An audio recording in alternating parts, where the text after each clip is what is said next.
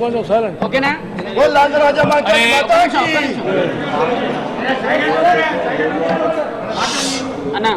తెలంగాణ రాష్ట్రం ఏర్పడిన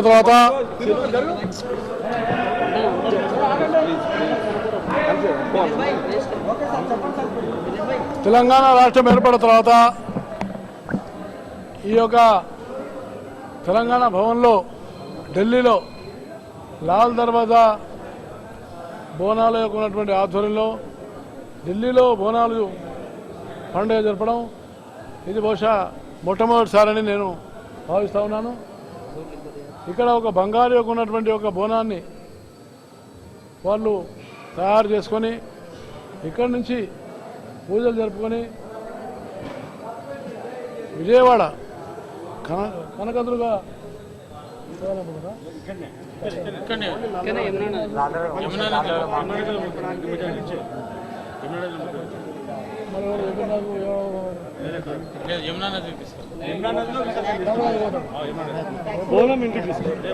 ఈరోజు చాలా సంతోషము.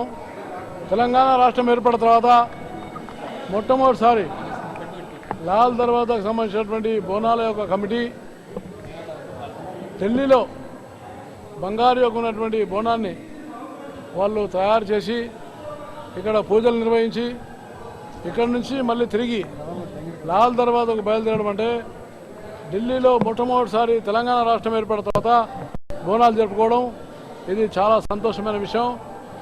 ఢిల్లీలో కూడా దేశ రాజధానిలో కూడా ఈ బోనాల యొక్క పండుగ ఒకవైపు తెలంగాణ రాష్ట్రంలో రాష్ట్ర ప్రభుత్వం దీన్ని అధికారికంగా నిర్వహిస్తున్నటువంటి ఈ పండుగ ఇది ఇంకా వైభవపేతంగా జరగాలని ఈ బోనాలు బతుకమ్మ ఈ రెండు కూడా ప్రపంచ స్థాయిలో తెలంగాణ యొక్క పండుగలు జరుపుకున్న రీతిలో ఇవి సంతరించుకోవాల్సిన అవసరం ఎంతైనా ఉన్నది.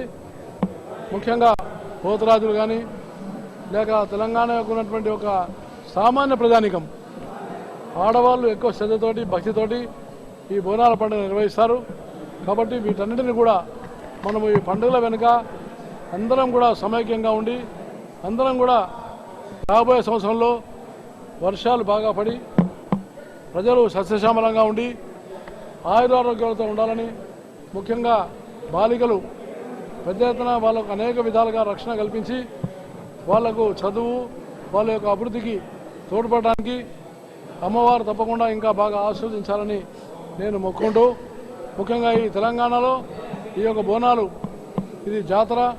ఈ బోనాల పండుగ లాల్ దర్వాజా, గోల్కొండ, సికింద్రాబాద్ అదేవిధంగా ఇంకా అనేక ప్రాంతాల్లో కూడా అన్ని జిల్లాల్లో కూడా నిర్వహించేటువంటి ఈ పండుగను వైభవపేతంగా నిర్వహించుకోవాలని మరి ఈనాడు లాల్ దర్వాజా కమిటీ ఢిల్లీకి వచ్చి ఇంత కష్టపడి వైభవపేతంగా ఈ బంగారు యొక్క ఉన్నటువంటి బోనాన్ని తీసుకెళ్లడం నన్ను ఆ యొక్క అమ్మవారిని దర్శించుకునేటువంటి అవకాశం కల్పించినందుకు నేను లాల్ దర్వాజా కమిటీ కూడా నా తరఫున కేంద్ర ప్రభుత్వం తరఫున కూడా వారికి హృదయపూర్వకమైనటువంటి శుభాకాంక్షలు తెలియజేస్తా ఉన్నాను.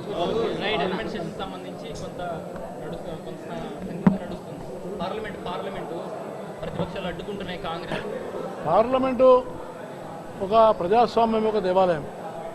ప్రజల యొక్క సమస్యలు ఏవైనా ఉంటే వాటిని చర్చించుకోవాల్సింది. కానీ పార్లమెంట్ నడవనీయకుండా అడ్డం పడడం అవుతుందో ఇది సరైనటువంటి సాంప్రదాయం కాదు. ఇది అప్రజాస్వామికం, నియంత్రితమైనటువంటి ధోరణి. ఒక సంవత్సరము నరేంద్ర మోడీ గారి యొక్క పరిపాలన నైతికంగా విజయవంతంగా కొనసాగింది. ఎక్కడ కూడా ఏ రకమైనటువంటి అవినీతి లేకుండా అవినీతి రహితమైనటువంటి ప్రభుత్వంగా ఇది ముద్రపడ్డదని వాళ్ళు ఆవేదనతోని బాధతోటి ఏదో రకమైనటువంటి నిరాధారమైనటువంటి చిన్న చిన్న ఆరోపణలు చేసి ప్రభుత్వాన్ని అడ్డుకోవడానికి ప్రయత్నం చేస్తున్నారు. సుష్మా స్వరాజ్ విషయంలో కానీ లేక